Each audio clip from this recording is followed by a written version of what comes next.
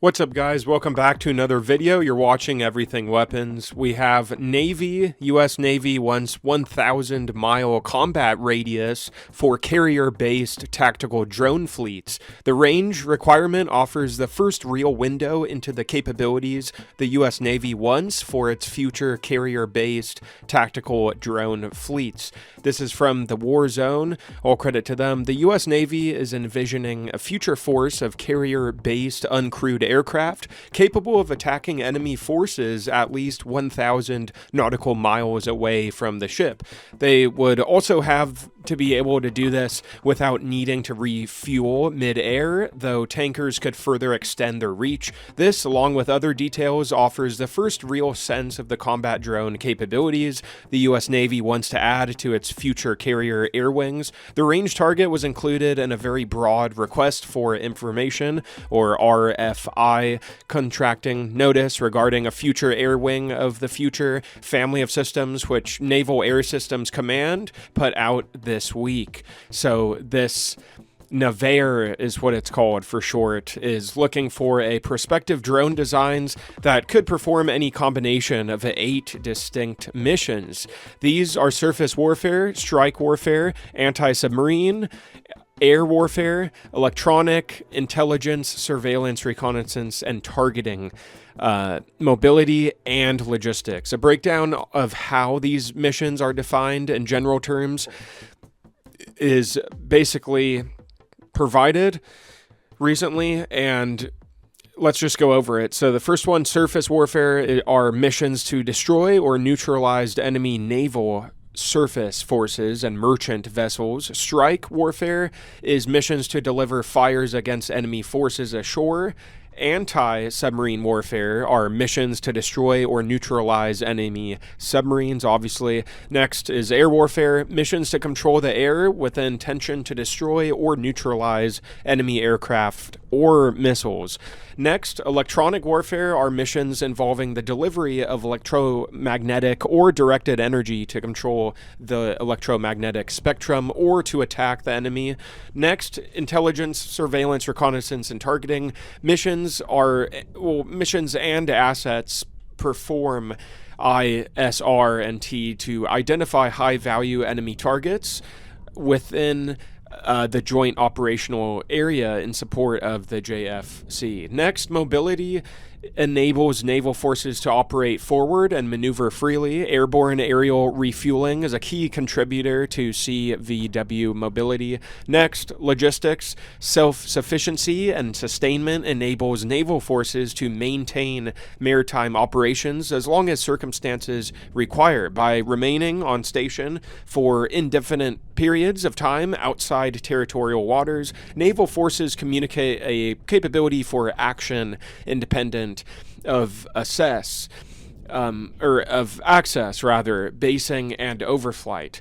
It should be noted that the U.S. Navy says the family of these platforms, of AWOTF platforms for short, already includes the MQ-25A Stingray tanker drone, which will have a secondary surveillance and reconnaissance role, as well as the Future Collaborative Combat Aircraft, or CCA for short. The Navy is still very early on in this process of defining what it wants its CCA drones to be able to do, or even just initially. And the War Zone noted in the past that MQ-25's core design and baseline performance, specifically its extreme endurance and low signature design, also leave open the possibility that it could be adapted to strike, advance to ISR, and other missions possibly that are different than its first in the future. For missions involving attacking the enemy, the system must be capable of delivering effects a minimum of 1,000 nautical miles, approximately 1,151, just over 1.1k miles, statute miles, or 1,900 kilometers for all of our non-mile friends. From the CVN without refueling, so the R FI Navarre issued yesterday says the drones must be fully compatible with both Nimitz class and Ford class CVN launch and recovery systems per the RFI. The system must demonstrate increased combat effectiveness over current 4th generation platforms at a given spot factor. Spot factor here is the amount of physical space the platform occupies, which is a very important consideration for carrier-based aircraft, where room on the flight deck and below is at a premium. Though the focus is on prospective carrier-based designs, the RFI also highlights the Navy's interest in vertical takeoff and landing capable drones that could operate from destroyers or other vessels. This is something the service has openly discussed in the past, and that the future is being developed into it. The Navy also wants to they want any potential designs to be capable of integration into existing U.S. Navy unmanned carrier aviation, or UCA for short, control systems. Furthermore, the service is asking prospective vendors to explain how their concepts address flight autonomy and mission autonomy, and whether their solution is single-role, multi-role, or modular or variant-based approach. So the range requirement is particularly interesting as adversary anti-access / area denial bubbles continue to expand in scale and scope. Carriers and their air wings will be pushed further and further away from target areas. Having aircraft, crewed and uncrewed, that can cover those extended distances will be vital. Having CCA-type drones, in particular, with ranges similar to or greater than that of the crewed fighters they are expected to be paired with, is also key to enabling that particular concept of operations. Not necessarily needing tanker support to complete those missions will also be a boon. Aerial refueling capacity is always in high demand during the sustained conflicts, as underscored by the recent fighting with Iran, and that need will be further magnified in a future high-end fight against a near-peer opponent like China.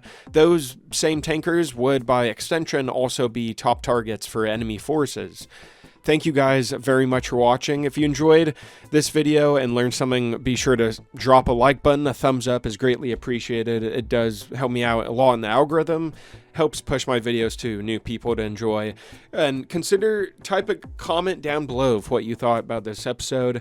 Check out my older videos on the channel, and of course subscribe. Most people who watch don't even hit the sub button, so I just want to quickly remind you guys, if you're here anyways, it takes 2 seconds, why not? And if you ring the bell, you don't miss any videos I post coming up. Lots of good videos in the future. And what else? Yeah, take a look at the older videos on the channel. Lots of stuff to binge watch. Hope you guys have a decent week. Again, appreciate it. Thank you very much for watching and subscribing if you're a new viewer. We'll see you in the next one.